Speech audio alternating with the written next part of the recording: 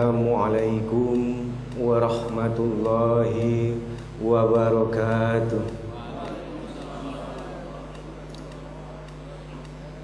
Alhamdulillahillazi ahyana ba'dama amatana wa ilaihin nusyur. Ashhadu an la ilaha illallah wahdahu la syarikalah wa ashhadu anna Muhammadan abduhu wa rasuluh la nabiyya ba'da amma ba'du. Qala Allah Ta'ala fil Qur'anil Karim, a'udzu billahi minasy syaithanir rajim. Bismillahirrahmanirrahim. Wa ma khalaqtul jinna wal insa illa liya'budun. Wa qala aidan wa qalilum min ibadiyasy syakur. Shadaqallahul azim. Wa qala Nabi sallallahu alaihi wasallam, man ahya sunnati faqad ahabbani wa man ahabbani kana ma'iya fil jannah. Atau kama qala Rasulullah sallallahu alaihi wasallam. Alhamdulillah, segala puji bagi Allah yang telah memberikan begitu banyak nikmat, rahmat dan hidayahnya kepada kita bersama.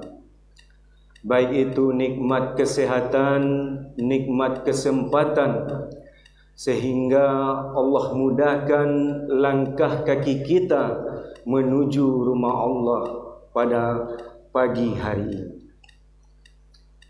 Selanjutnya, salawat beriring salam tidak lupa kita hadiahkan juga kepada Allah Subhanahu wa Ta'ala, agar senantiasa Allah mengejawantahkan kepada baginda Nabi kita, Nabi yang mana yang kita damba-dambakan berjumpa dengan beliau di yaumil akhir kelak, Nabi yang hanya satu-satunya insyaallah akan memberikan syafaat kepada kita di yaumil akhir kelak, yakninya baginda Nabi besar Muhammad sallallahu alaihi wasallam, dengan ungkapan Allahumma sholli ala Muhammad wa ala ali Muhammad. Kita azam dan berharap kepada Allah Subhanahu wa Ta'ala dengan kita berselawat kepada baginda Nabi, maka insyaallah Allah akan golongkan kita nantinya menjadi umatnya Nabi Muhammad sallallahu alaihi wasallam. Amin amin ya rabbal alamin.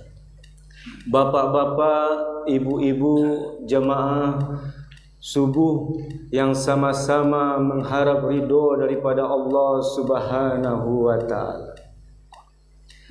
Begitu banyak nikmat yang telah Allah berikan kepada kita, yang mana barangkali bahkan kita tidak menyadari akan nikmat yang diberikan oleh Allah kepada kita.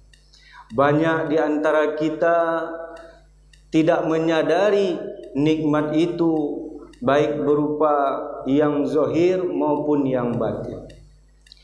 Padahal satu kedipan mata, satu helaan nafas, bahkan satu detak jantung yang Allah berikan kepada kita, itu merupakan nikmat yang diberikan Allah, sangat besar dan tidak akan bisa ternilai harganya bagi kita. Berapa banyak saudara-saudara kita di luar sana masih Allah sibukkan dengan keperluan-keperluan dunianya. Ketika Allah bangunkan dari tidurnya pagi-pagi, namun tidak Allah berikan hidayah, malah Allah langkahkan kaki mereka ke tempat-tempat yang dibenci oleh Allah Subhanahu wa Ta'ala. Ada juga di antara saudara kita yang masih lelap dan terlelap tidurnya sampai pada saat sekarang ini. Alhamdulillah, kita yang Allah pilih, yang Allah mudahkan kita untuk berubudiyah kepada Allah, menunaikan kewajiban kita sebagai hamba-Nya Allah. Allah telah pilih kita untuk melaksanakan kewajiban kita, yakninya salat subuh secara berjamaah yang merupakan sunnah baginda Nabi Muhammad sallallahu alaihi wasallam. Bapak-bapak, ibu-ibu sidang jamaah subuh yang dimuliakan Allah Subhanahu wa taala. Di dalam hidup dan kehidupan ini kita mesti bisa memilih dan memilah dua perkara. Apa itu perkara yang mesti kita pilih dan kita pilah? Yang pertama, yakninya keperluan hidup ataupun kebutuhan hidup. Keperluan ataupun kebutuhan hidup yang orang bilang sebagai daruratul hayat, the necessary of life, kata orang Inggris. Yang namanya keperluan, kebutuhan, ini merupakan sesuatu elemen yang kita butuhkan dalam hidup dan kehidupan. Tapi Allah tidak akan menuntut lebih dan Allah tidak akan memberikan sanksi kepada kita apabila kita tidak memiliki kebutuhan hidup ini. Dan yang kedua, yakninya tujuan daripada hidup, yang Allah sebutkan juga maksudul hayat, the purpose of life, tujuan daripada hidup kita. Inilah yang mesti kita pertanggungjawabkan nantinya ketika kita telah berpindah alam daripada alam dunia ini. Apa yang telah kita lakukan di atas dunia mesti kita pertanggungjawabkan nantinya ketika nantinya kita telah sampai di alam selanjutnya, yakninya alam akhirat. Bapak Ibu sidang jamaah subuh yang dimuliakan Allah, apa-apa saja yang menjadi kebutuhan dan keperluan hidup kita sebagai manusia. Yang pertama, yakninya makan dan minum. Yang kedua, ada pakaian. Yang ketiga, rumah tempat tinggal. Yang keempat, kendaraan. Dan yang terakhir yang menjadi keperluan hidup kita sebagai manusia, yakninya pernikahan ataupun pasangan hidup. Inilah 5 elemen penting yang mesti kita perlukan dalam hidup, mesti kita butuhkan dalam hidup ini. Semua ciptaan Allah, baik itu orang Islam, orang mukmin ataupun orang non-muslim sekalipun, membutuhkan yang namanya kebutuhan hidup ini. Katakanlah itu makan dan minum, pakaian, rumah tempat tinggal, kendaraan maupun pasangan hidup. Namun apa yang membedakan kita dengan makhluk ciptaan Allah yang lain? Yang membedakan kita dengan makhluk ciptaan Allah yang lain tidak lain dan tidak bukan adalah dari tujuan hidup itu. Nah, yang menjadi tujuan hidup kita sebagai orang mukmin, sebagai orang Islam yang beriman, kita mendapatkan keperluan dan kebutuhan hidup ini hanya sebagai penopang untuk kita mencapai tujuan ataupun maksud hidup kita. Yang menjadi pembedanya antara kita dengan orang non-muslim di luar sana, yakninya untuk menggapai tujuan hidup ini. Apa yang menjadi tujuan hidup kita, Bapak Ibu yang dimuliakan Allah?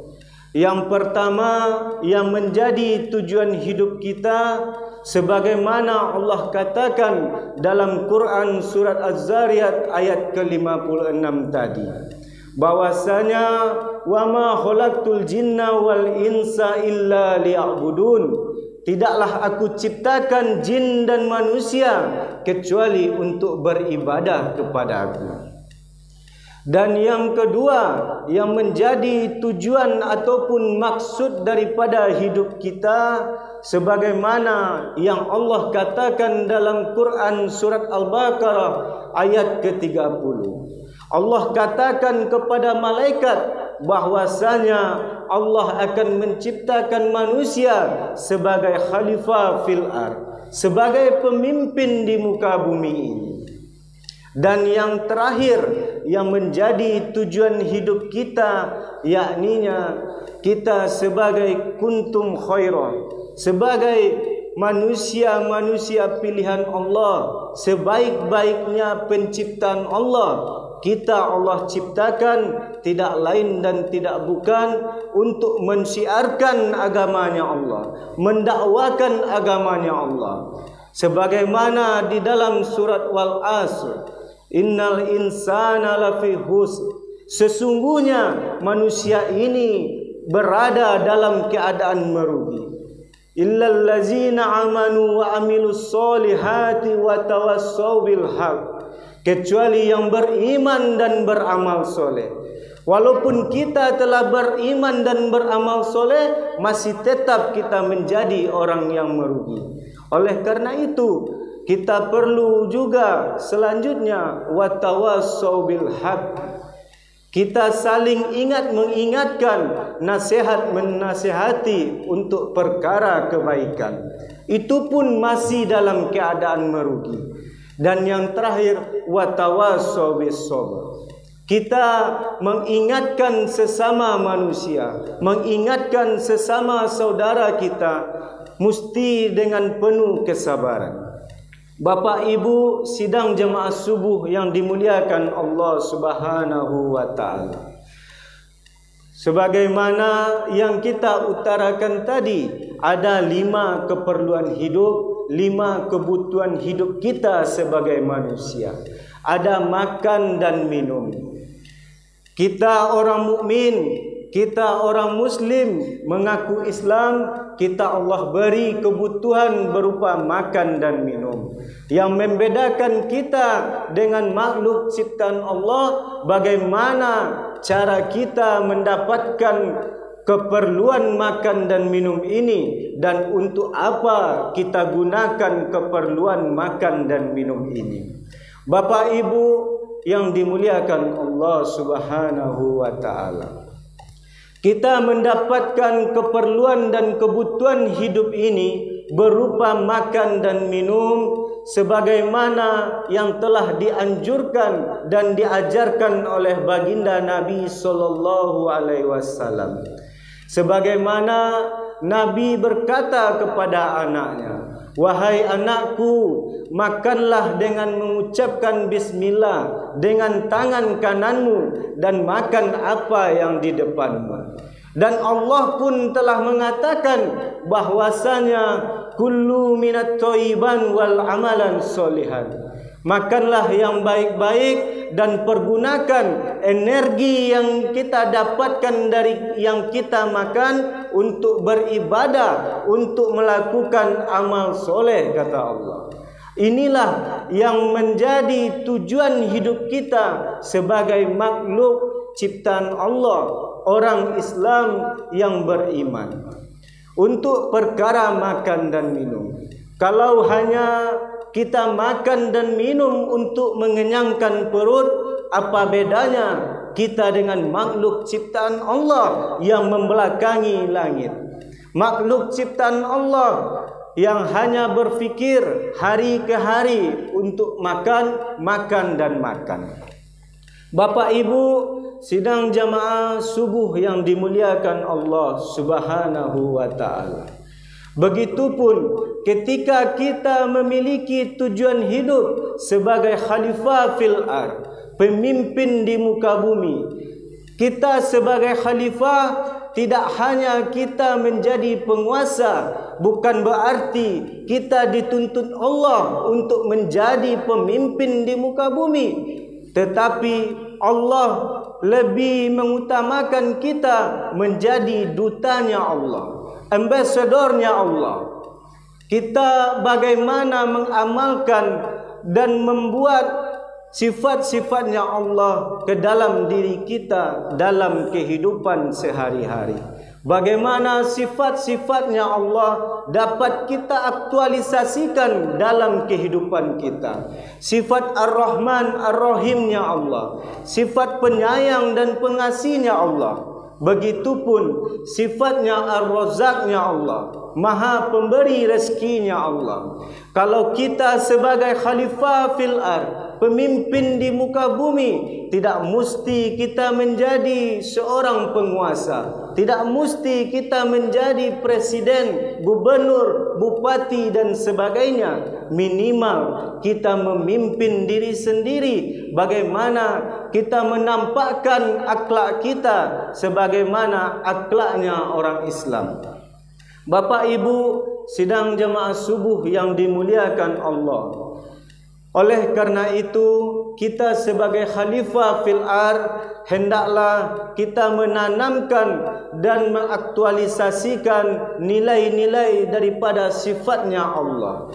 Ketika Allah memiliki sifat Ar-Razzaq, hendaklah kita bisa mengaktualisasikan nilai Ar-Razzaq ini di dalam kehidupan kita.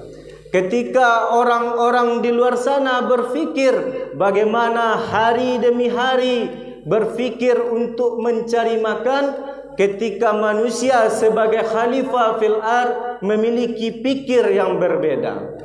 Khalifah fil ard berfikir bagaimana hari esok memberi makan kepada makhluk ciptaan Allah yang lain. Inilah yang menjadi pembeda kita dengan makhluk ciptaan Allah yang lain.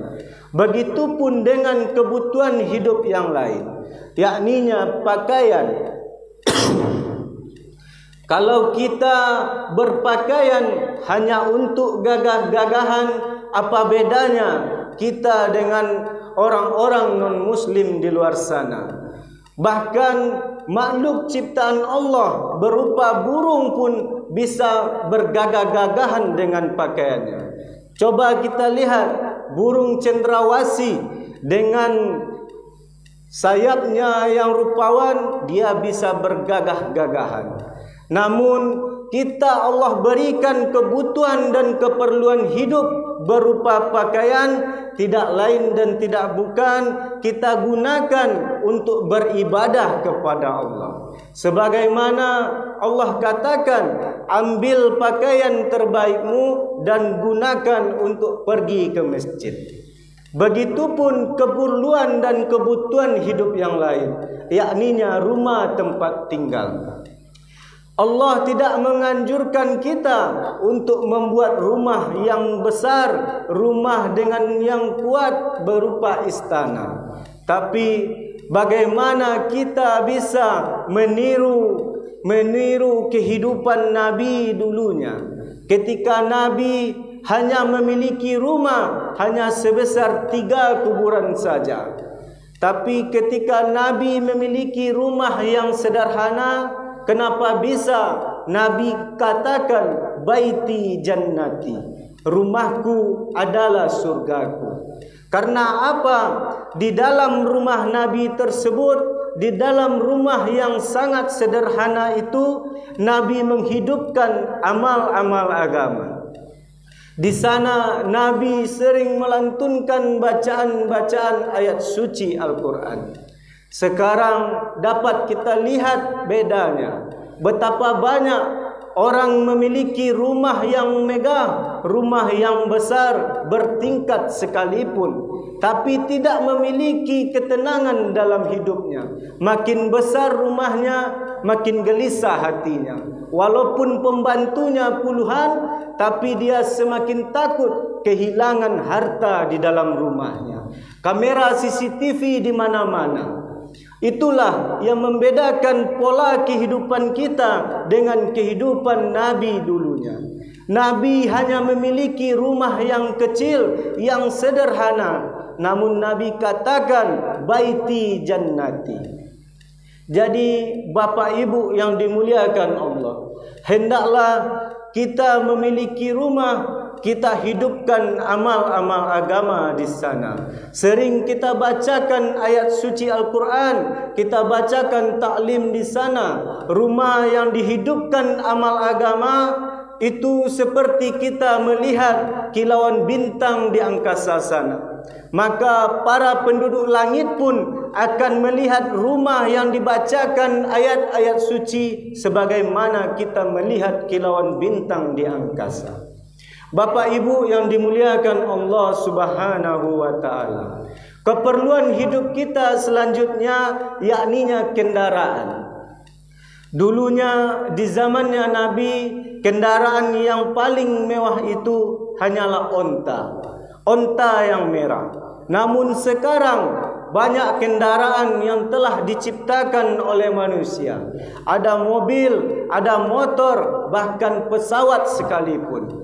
Jadi apa gunanya kendaraan itu? Tidak lain dan tidak bukan kita gunakan untuk beribadah kepada Allah. Kalau ada kelebihan rezeki kita, kita gunakan rezeki kita untuk beribadah, menaikkan ataupun menunaikan ibadah haji. Itulah gunanya kita gunakan kendaraan, tidak lain dan tidak bukan semata-mata untuk beribadah kepada Allah. Dan yang terakhir yang menjadi keperluan hidup kita yakninya pernikahan ataupun pasangan hidup kita. Allah akan memberikan rahmat kepada seorang suami yang bangun di tengah malam, maka dia akan membangunkan istrinya pula untuk melaksanakan solat tahajud bersama-sama.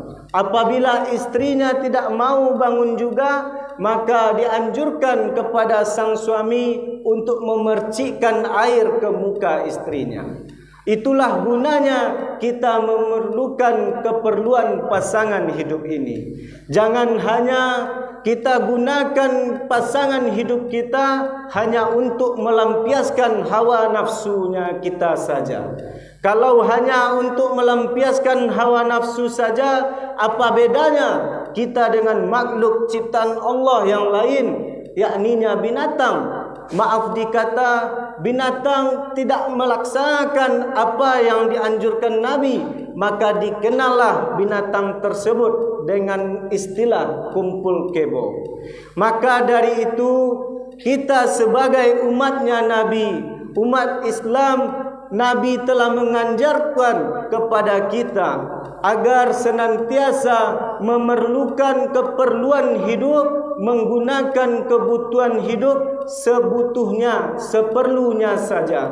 Tidak perlu bermewah-mewahan, tidak perlu bermegah-megahan. Namun kelima keperluan hidup itu tidak lain dan tidak bukan kita gunakan semata-mata untuk beribadah kepada Allah, untuk berubudiah kepada Allah. Jangan sampai kelima kebutuhan hidup ini menghalangi kita untuk dekat kepada Allah. Karena ketika kita telah dekat kepada Allah, di sana kita akan taat kepada Allah. Ketika kita telah taat kepada Allah, maka akan muncul rasa takut kepada Allah. Bedanya takut kita kepada Allah, hadirin, berbeda dengan kita takut kepada makhluk. Ketika takut kita kepada makhluk, mungkin kita akan lari menjauh sejauh mungkin. Namun apabila kita takut kepada Allah, maka kita akan lari, mendekat, merapat, menyerah dan angkat tangan kepada Allah. La haula wala quwata illa billahil aliyyil azim. Tidak ada upaya daya pun dari kita kecuali pertolongan daripada Allah. Bapak Ibu sidang jamaah subuh yang dimuliakan Allah Subhanahu wa taala. Semoga dengan tauziah yang singkat ini dapat kita ambil pelajaran dan ikhtibarnya terkait dengan keperluan hidup dan maksud hidup kita. Jangan sampai kita membolak-balikkan keperluan dan tujuan hidup ini, agar senantiasa kita selamat hidup di dunia yang sementara, akhirat yang selama-lamanya. Agar semoga kita dapat kepahaman daripada Allah, kita tutup dengan doa kifaratul majlis. Subhanallah wa bihamdihi, subhanakallahumma wa bihamdika, asyhadu an la ilaha anta, astaghfiruka wa atubu ilaik. Billahi taufik wal hidayah. Wassalamu alaikum warahmatullahi wabarakatuh.